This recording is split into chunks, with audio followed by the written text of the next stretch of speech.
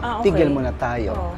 May harang pa, may nakikialam, may humaharang, and then there is someone nga parang other side o other party. Lalabas naman yung reason niyan, itong mga susunod, hindi ko alam kung January or February, sa manggagaling naman ang rason sa lalaki. Pero sa akin, mukhang pagdadaanan lang nila ito. And malalagpasan. Malalampasan naman nila. Basta nagkaroon lang ng pagbabago. Parang sila pa rin yung naanuhan ko na yung kanilang love team. Okay. Pero magbabago kasi ang babae. Gagawa ng sariling ang babae. Yung parang nag-iba ang kanyang imahe. Ibang Kathleen.